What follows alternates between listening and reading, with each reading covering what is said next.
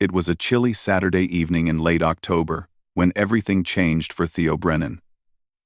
He was 24 years old, and by all accounts, he was living the dream. A classically trained pianist with dozens of trophies on his shelf, Theo had been winning competitions since he was a teenager. People called him gifted. They called him brilliant, and somewhere along the way, Theo had started believing every word of it. That night, he walked into Professor Whitmore's house like he owned the place. The professor was a retired pianist himself, a man who had once performed across Europe and now spent his days mentoring young musicians. Every year, he hosted a small gathering at his home for musicians, former students, and friends of the conservatory. It was an elegant affair with soft lighting, classical music playing in the background, and a stunning grand piano sitting in the corner of the living room like a silent invitation. Theo loved these gatherings, not because he enjoyed meeting new people or having deep conversations about music. No, he loved them because they gave him a stage. Sooner or later, someone would ask him to play, and he would pretend to hesitate before sitting down and delivering a performance that left everyone speechless. It was a routine he had perfected over the years. He greeted a few familiar faces, accepted compliments about his recent win at a statewide competition, and made his way toward the refreshments. That's when he noticed her. She was sitting alone on a small couch near the window, holding a glass of water and watching the room with quiet eyes. She looked to be around his age, maybe a year or two older. Her clothes were simple, nothing fancy, just a dark sweater and plain trousers. Her hair was pulled back in a loose bun, and she wore no jewelry except for a thin silver bracelet on her wrist. She looked completely out of place among the well-dressed crowd. Theo didn't recognize her. That bothered him. He knew almost everyone in the local music scene, and this woman was a stranger. He watched her for a moment, curious. She wasn't talking to anyone. She wasn't checking her phone. She was just sitting there, calm and still, like she had nowhere else to be. A friend of his, a violinist named Greg, walked over with a glass of wine in his hand. "Who's that?" Theo asked, nodding toward the woman. Greg glanced over and shrugged. "I think her name is Mira something. She teaches music at an elementary school on the other side of town. One of the professor's old friends brought her." Theo raised an eyebrow. "An elementary school teacher? At a conservatory gathering?" Hey, don't be a snob," Greg said with a laugh. "She seems nice. Quiet, but nice." Theo smirked but said nothing. In his mind, there was a clear divide between serious musicians and everyone else. People who played for fun, who taught children how to press keys and read simple notes, were not in the same league as people like him. They were hobbyists, amateurs, and while he had nothing personal against them, he certainly didn't consider them his equals. A little while later, the conversation in the room shifted to music, as it always did. Someone mentioned a recent concert, another person talked about a student's progress, and before long, the topic turned to performances. One of the older guests, a woman who had known Professor Whitmore for decades, turned to Mira with a warm smile. "I hear you play the piano," she said kindly. "Do you perform much?" Mira looked up, a little surprised by the attention. She shook her head gently. "Not really. I mostly teach children now. I haven't performed in a long time." Theo, who had been standing nearby, felt a small spark of amusement. He couldn't resist. "That's a shame," he said, stepping closer. His tone was friendly on the surface, but there was something underneath it, something sharp. "There's nothing like performing in front of a real audience. It separates the players from the pretenders. You know?" A few people shifted uncomfortably. Greg shot Theo a warning look, but Theo ignored it. Mira looked at him calmly. "I suppose it does," she said. Her voice was soft, but steady. Theo tilted his head, studying her. There was something in her expression that he couldn't quite read. She didn't look offended. She didn't look embarrassed. She just looked at him like she was waiting for him to finish. "Tell you what," Theo said, his confidence growing. "Why don't we have a little fun tonight? A friendly duel. You and me, right here on that piano." He gestured toward the grand piano in the corner. "We each play a piece, and everyone here can decide who did it better. No pressure, just for fun." The room went quiet. A few people exchanged glances. This wasn't unusual behavior for Theo. He had a reputation for being competitive, sometimes to a fault, but challenging a stranger, and an elementary school teacher at that, felt different. It felt almost cruel. Mira didn't answer right away. She looked down at her hands, then at the piano across the room. For a moment, Theo thought she might refuse. He half expected her to make some excuse and walk away. That would have been fine with him. It would have only confirmed what he already believed. But then she looked up and met his eyes. "All right," she said quietly, "if that's what you want." A ripple of surprise went through the room. Even Theo blinked, caught off guard by her calm acceptance. "Great," he said, recovering quickly. He clapped his hands together and grinned.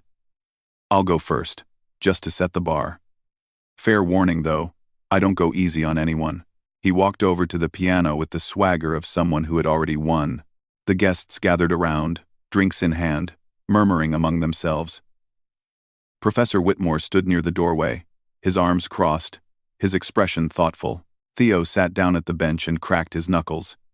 He had done this 100 times before. He knew exactly which piece he would play, one that would dazzle the room and leave no doubt about his skill. He glanced over at Mira, who had remained seated on the couch, her hands folded in her lap. She didn't look nervous. She didn't look excited. She just watched him with those calm, steady eyes. For a split second, something flickered in Theo's chest. A strange feeling, almost like doubt. But he pushed it aside and turned back to the keys. He had no idea what was coming.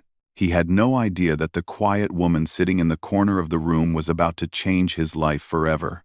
And as his fingers touched the ivory keys and the first notes filled the room, he had no idea that his confidence, his pride, and everything he thought he knew about music was about to crumble. But that part of the story was still a few minutes away. For now, Theo Brennan played on, completely unaware that he had just made the biggest mistake of his life. Theo closed his eyes for just a moment, letting the silence build. He loved this part. The anticipation. The way everyone in the room held their breath, waiting for him to begin. It was like standing at the edge of a cliff, knowing you were about to fly.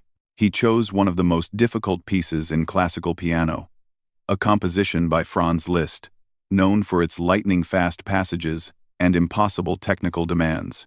It was the kind of piece that separated amateurs from professionals, the kind of piece that made audiences gasp, and Theo had spent years perfecting it.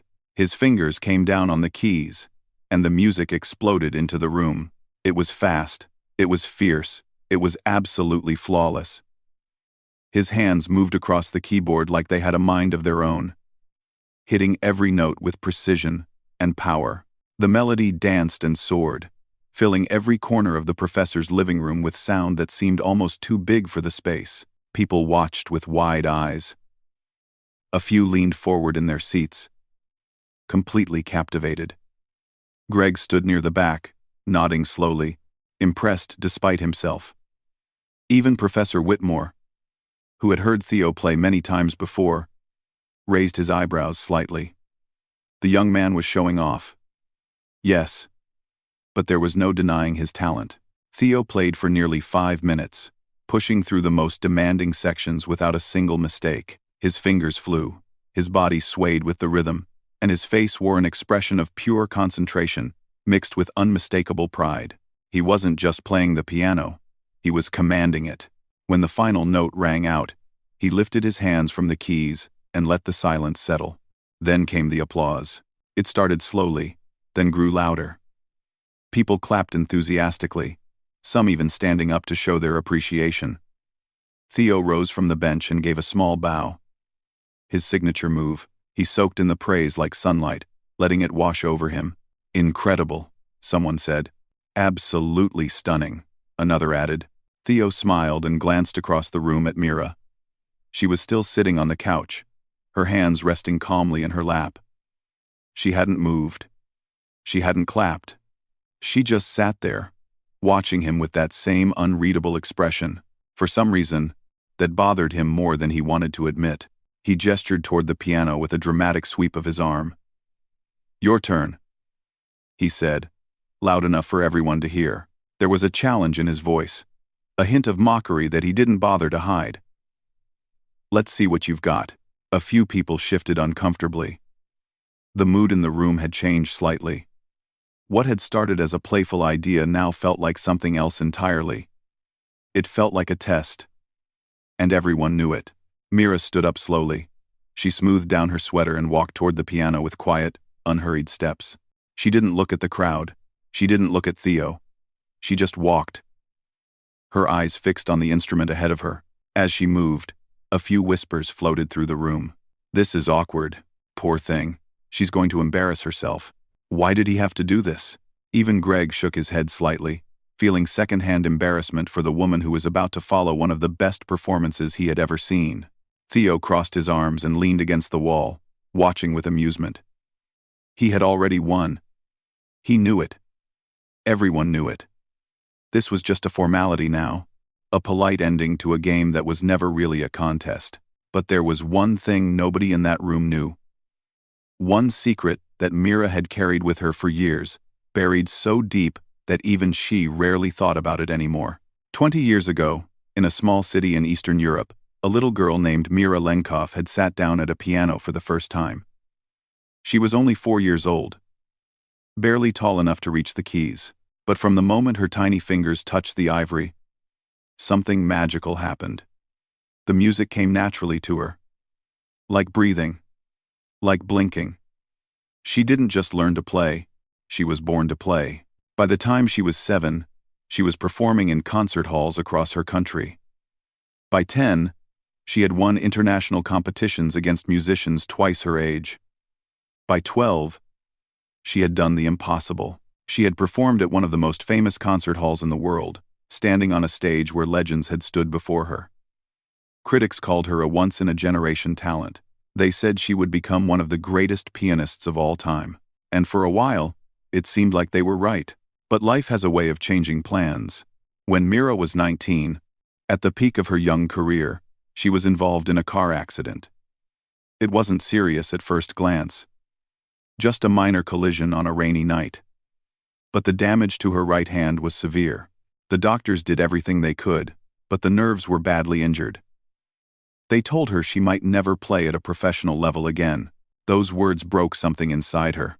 For months, she couldn't even look at a piano. The instrument that had once been her greatest joy became a painful reminder of everything she had lost. She went through surgery after surgery, therapy after therapy, but progress was slow. Some days, she couldn't even hold a cup without her hand shaking. Years passed.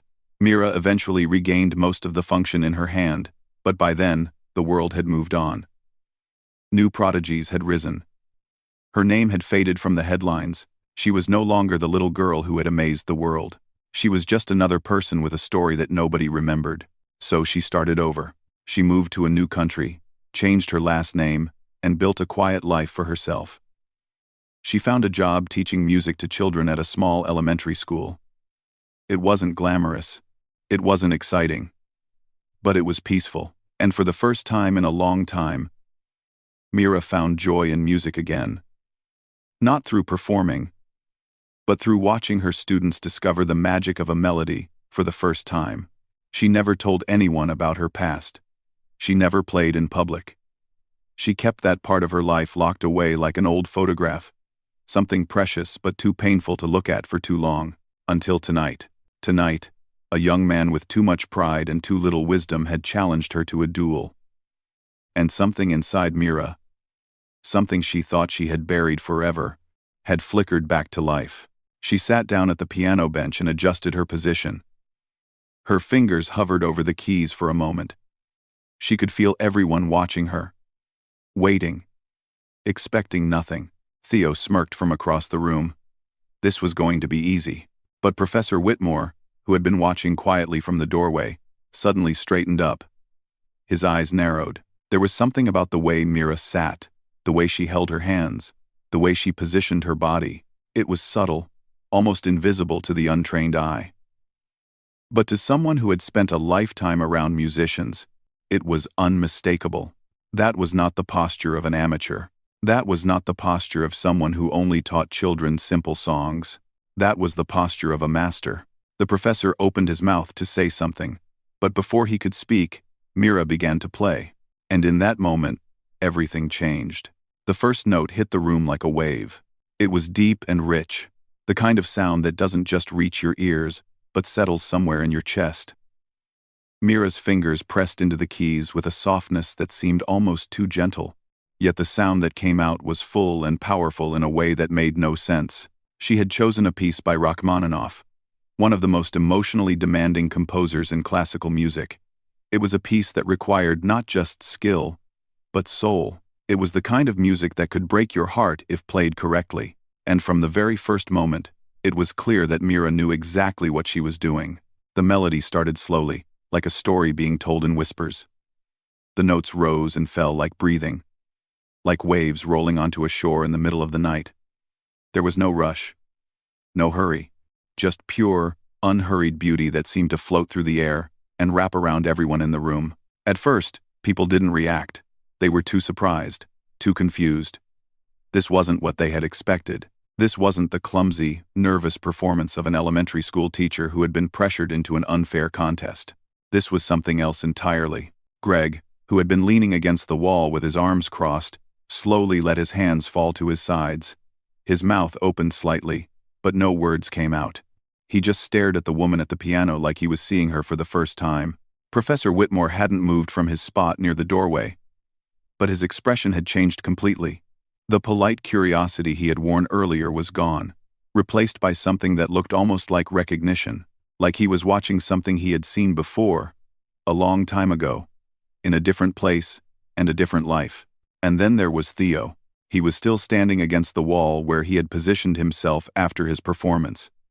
His arms were still crossed, his posture still relaxed, but something in his face had shifted. The smirk that had been playing on his lips was fading, slowly, like a candle being blown out by a wind he couldn't see. He told himself it was nothing, just a decent start. Beginners often started strong before falling apart in the difficult sections. He had seen it 100 times. She would make a mistake soon. She would stumble. She would prove that she didn't belong on the same stage as him. But the mistake never came. Mira's hands moved across the keyboard with a grace that seemed almost impossible. Her fingers knew exactly where to go, exactly how hard to press, exactly when to lift. There was no hesitation, no uncertainty, just complete and total control. And yet, it didn't feel controlled. That was the strange part. It felt free. It felt alive. It felt like the music wasn't coming from her fingers at all, but from somewhere deeper, somewhere inside her that had been waiting years to be released. The melody grew stronger. The notes came faster, building like a storm gathering on the horizon. Mira's body swayed gently with the rhythm. Her eyes half closed, her face peaceful in a way that made her look almost like she was dreaming. She wasn't performing for the crowd. She wasn't trying to impress anyone. She was somewhere else entirely, lost in a world that existed only between her and the piano. A woman near the front of the room brought her hand to her mouth. Her eyes were glistening. She didn't even know why she felt like crying. The music just did something to her, reached inside and touched a place she had forgotten existed. Another guest, an older man who had been a professional cellist for 40 years, set down his glass of wine and simply listened. He had heard thousands of performances in his lifetime. He had played alongside some of the greatest musicians in the world. But this was different. This was rare. This was the kind of playing that came along once in a generation, if you were lucky. Theo uncrossed his arms. He didn't realize he had done it. His body moved on its own, responding to something his mind hadn't fully processed yet. The confidence that had carried him through the evening was starting to crack, and he could feel it happening but couldn't stop it. He watched Mira's hands. They were not as fast as his. They didn't fly across the keys with the same aggressive speed he had displayed during his performance. But there was something in the way she played that made speed seem unimportant. Every note she hit meant something. Every pause, every breath, every tiny shift in volume told a story. His performance had been impressive. Hers was something else. Hers was alive. The piece moved into its emotional peak, and Mira leaned into the piano like she was embracing an old friend. The music swelled, filling every corner of the room, pressing against the walls like it was trying to escape into the night. It was loud now, but not harsh. Powerful, but not aggressive. It was the sound of something breaking open, something that had been held inside for far too long. Theo felt his throat tighten. He didn't understand what was happening to him. He had never felt this way listening to someone else play. He had always been the best. He had always been the one who made others feel small. But standing there, watching this quiet woman pour her entire being into the piano, he felt something he had never felt before. He felt ordinary. The thought hit him like a punch to the stomach. All his trophies, all his awards, all the praise he had collected over the years, none of it mattered in this moment, because the woman sitting at that piano wasn't playing to win. She wasn't playing to prove anything. She was playing because music was part of her, as natural as her heartbeat, as essential as the air she breathed. And Theo realized, with a sinking feeling in his chest, that he had never played like that. Not once in his entire life. He had played for applause. He had played for recognition. He had played to show the world how talented he was. But he had never played just to play. He had never let the music take over completely. Never surrendered to it the way Mira was surrendering now. The room had gone completely still. Nobody moved. Nobody whispered. Nobody even seemed to breathe. They were all caught in the same spell, held captive by a woman who had walked in as a stranger and was now showing them what true artistry looked like. Professor Whitmore wiped his eyes quietly. He knew now. He knew exactly who she was. The way she played. The way she shaped each phrase. The way she breathed life into every note. It was unmistakable. He had seen videos of her performances years ago, back when she was just a child, taking the music world by storm. He had wondered what had happened to her, why she had disappeared so suddenly, and now, standing in his own living room, he finally understood. She had been broken. And somehow, against all odds, she had put herself back together. Mira played the final notes of the piece slowly, letting each one hang in the air like a last goodbye. Her fingers lingered on the keys for a moment longer than necessary, as if she wasn't ready to let go. And then, with a softness that matched the way she had begun, she lifted her hands and placed them gently in her lap. The room was silent. For what felt like an eternity, nobody moved. Nobody spoke. The only sound was the faint echo of the last note, fading into nothing. And then, from somewhere in the back of the room, someone started to cry. The silence lasted only a few seconds, but it felt like hours. Nobody knew what to do. Nobody knew what to say. The room was frozen, caught between the echo of the last note and the weight of what they had just witnessed. It was as if the music had stolen something from them, reached inside, and taken hold of something they didn't even know they had. And then the spell broke. It started with one person clapping, then another, then another. Within moments, the entire room erupted into applause so loud it seemed to shake the walls. People rose to their feet, some wiping tears from their eyes, others shaking their heads in disbelief. A few just stood there, with their hands over their hearts, unable to do anything but feel. The older woman near the front was openly sobbing now. She didn't care who saw. She didn't care what anyone thought. The music had touched something deep inside her. Some old wound she had forgotten about. And now it was bleeding again, in the most beautiful way. The retired cellist walked forward a few steps, his eyes fixed on Mira like she was some kind of ghost. He had spent his entire life surrounded by talented musicians, but he could count on one hand the number of times he had heard playing like that. This wasn't just skill. This wasn't just practice. This was something that couldn't be taught, something that came from a place beyond technique and training. "Who is she?" someone whispered. "I don't know," another voice answered. "But that was the most beautiful thing I've ever heard." Mira sat quietly at the piano, her hands still resting in her lap. She didn't stand up. She didn't bow. She didn't even look at the crowd. Her eyes were distant, like she was still somewhere far away, still lost in the world the music had created. For a moment, she looked almost sad, like playing again had opened a door she had kept locked for years, and now all the memories were flooding back. The concert halls, the bright lights, the thunderous applause of audiences who had come from all over the world to hear her play. And then the accident. The pain, the long, lonely years of wondering if she would ever feel whole again. She had buried all of it. She had moved on. She had built a new life. A quieter life. One where she didn't have to be the prodigy anymore. One where she could just be Mira, the elementary school teacher who helped children discover the joy of music for the first time. But tonight, for just a few minutes, she had let herself remember. She had let herself feel. And now she wasn't sure if that had been a gift or a curse. Professor Whitmore walked toward her slowly, his footsteps soft on the wooden floor. The applause was dying down now, but the energy in the room was still electric, still buzzing with the aftermath of something extraordinary. He stopped a few feet from the piano and looked at her, with eyes full of understanding.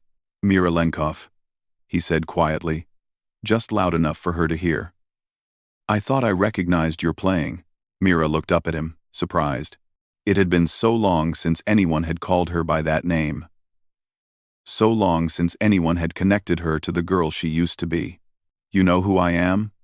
she asked softly. The professor nodded. "I saw you perform once, many years ago. You were just a child then. But I never forgot it. You played Chopin, and I remember thinking I was watching the birth of a legend." He paused, his voice gentle. "I always wondered what happened to you. And now I understand." Mira's eyes glistened. But she didn't cry. She had cried enough tears over the years. Instead, she simply nodded, accepting his words like a gift she wasn't sure she deserved. "Life happened," she said quietly. "That's all." Across the room, Theo hadn't moved. He was still standing against the wall. But everything about him had changed. His shoulders, which had been straight and proud all evening, were slumped. His arms hung loosely at his sides. His face, which had worn that confident smirk for hours, was pale and empty. He looked like a man who had just watched his entire world fall apart. And in a way, it had. All his life, Theo had believed he was special. He had believed that his talent set him apart from everyone else, that his trophies and awards were proof of his superiority. He had walked through the world with the certainty that he was the best, that nobody could touch him, that he had already reached the top of the mountain. But tonight, in a matter of minutes, a quiet woman with a simple sweater and a silver bracelet had shown him the truth. She had shown him that there was a whole other level he didn't even know existed. A level where music wasn't about competition or ego or proving yourself to the world. A level where music was about truth, about vulnerability, about opening your heart and letting others see inside. Theo had never played like that. He had never even tried. And standing there, watching the crowd surround Mira with praise and admiration, he finally understood why. He had been so focused on being the best that he had forgotten why he started playing in the first place. He had been so obsessed with winning that he had lost the thing that mattered most, the love of music itself. Greg walked over to him slowly, his expression a mixture of sympathy and discomfort. He didn't know what to say. What could you say to someone whose entire identity had just been shattered? "Hey," Greg said quietly. "You okay?" "True." Theo didn't answer. He just stared at Mira, who was now surrounded by guests, asking questions, shaking her hand, telling her how moved they had been. She accepted their praise graciously, but there was no pride in her face, no arrogance, just a quiet, gentle humility that made Theo feel even smaller. He thought about all the times he had bragged about his achievements, all the times he had looked down on other musicians, all the times he had walked into a room expecting to be the center of attention, demanding respect without earning it. He felt sick. "I need some air," he muttered. And before Greg could respond, he turned and walked toward the back door. The night air was cold and sharp, a welcome relief from the heat of the crowded room. Theo stepped out onto the patio and took a deep breath, trying to steady himself. His hands were shaking, his chest was tight.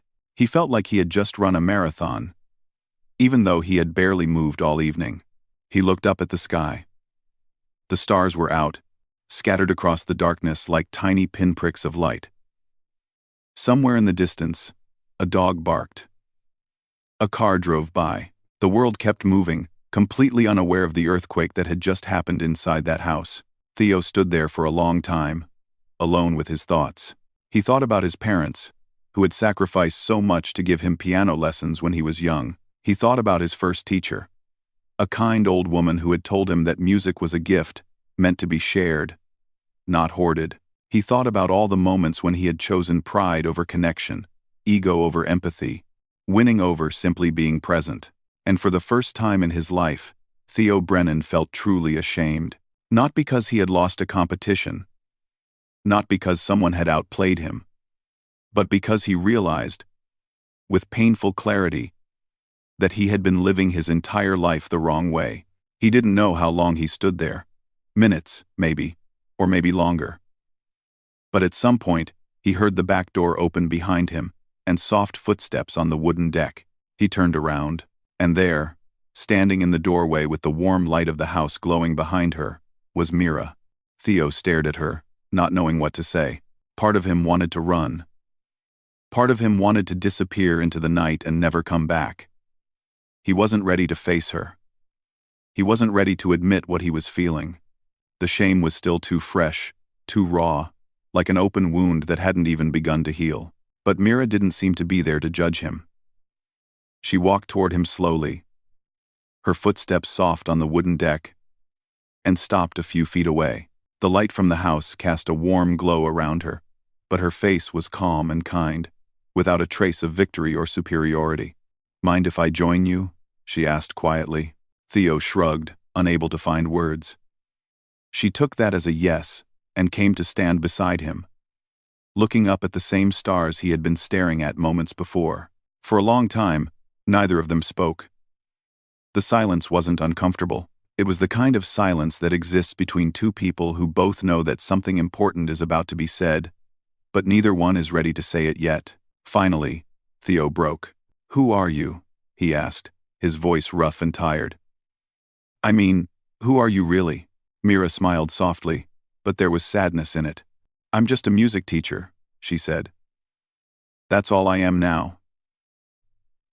"That's not true," Theo said, shaking his head. "I've been playing piano my whole life. I've competed against some of the best young musicians in the country, and I've never, ever heard anyone play the way you just did." Mira was quiet for a moment, her eyes still fixed on the sky. When she spoke again, her voice was gentle, like she was telling a story she hadn't told in a very long time. "I used to be someone else," she said. "A long time ago, I was a concert pianist. I started playing when I was 4 years old, and by the time I was 12, I had performed on some of the biggest stages in the world. People said I was going to be one of the greats." She paused, and something flickered across her face. "But life doesn't always go the way we plan." Theo listened without interrupting. He could hear the weight in her words, the years of pain hidden beneath the surface. "When I was 19, I was in a car accident," Mira continued. "It wasn't anyone's fault, just bad luck. But my hand was badly damaged. The doctors said I might never play professionally again." She held up her right hand, and in the dim light, Theo could see faint scars running across her fingers. "For a long time, I couldn't play at all. And even when I could, it wasn't the same. I had lost something I couldn't get back." "So what did you do?" Theo asked quietly. Mira lowered her hand and looked at him. "I gave up," she said simply. "I stopped playing. I stopped performing. I moved away and started a new life. I became a teacher because I thought maybe if I couldn't have music the way I used to, I could at least help children find their own love for it." Theo felt something twist in his chest. He thought about how casually he had challenged her, how arrogantly he had assumed she was beneath him. He had no idea what she had been through. He had no idea what it had cost her to sit down at that piano tonight. "Why did you accept my challenge?" he asked. "You could have said no. You could have walked away." Mira thought about it for a moment. "I don't know," she admitted. "Maybe I was tired of hiding. Maybe I wanted to remember what it felt like. Just one more time." She paused. "Or maybe I saw something in you that reminded me of myself when I was younger." Theo frowned. "What do you mean?" "You're talented," Mira said. "Anyone can see that. But you play like you're trying to prove something, like you're fighting a battle that only you can see." She looked at him with those calm, steady eyes. "I used to be the same way. I used to think that being the best was all that mattered. That if I wasn't winning, I wasn't worth anything." End quote. Theo felt her words hit him like arrows, each one finding its mark. "But that's not what music is about," Mira continued. "Music isn't a competition. It's a conversation.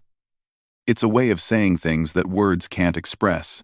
And when you play only to win, you lose the thing that makes music beautiful in the first place." Theo was silent for a long moment. He thought about all the performances he had given, all the competitions he had won. He had always walked away feeling proud, feeling superior, but had he ever walked away feeling connected? Had he ever looked into the audience and seen tears in someone's eyes, not from being impressed, but from being moved? He couldn't remember a single time. "I don't know how to play like you do," he said finally, his voice barely above a whisper. "I don't know how to let go like that." Mira smiled gently. "It's not something you learn overnight," she said. "It takes time. It takes pain. It takes failing and getting back up again." She reached out and placed a hand on his arm. "Just for a moment. But the fact that you're even asking means you're already on the right path." Theo looked at her, and for the first time all evening, he felt something other than shame. He felt hope, small and fragile, like a tiny flame that could be blown out by the slightest wind, but it was there. "I'm sorry," he said, "for the way I treated you tonight, for the way I've treated a lot of people." Mira shook her head. "You don't need to apologize to me," she said. "But maybe, from now on, you can try to see other musicians as friends instead of enemies. Maybe you can try to learn from them instead of trying to beat them." Theo nodded slowly. It sounded so simple when she said it, but he knew it would be the hardest thing he had ever done.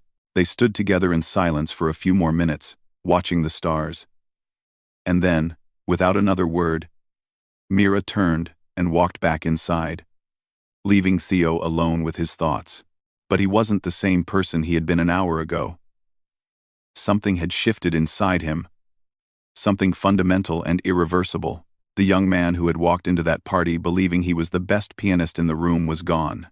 In his place was someone humbler, someone quieter, someone who was just beginning to understand how much he still had to learn. In the months that followed, Theo changed. He stopped entering competitions for a while. He started volunteering at Mira's school, helping her teach music to children who had never touched a piano before.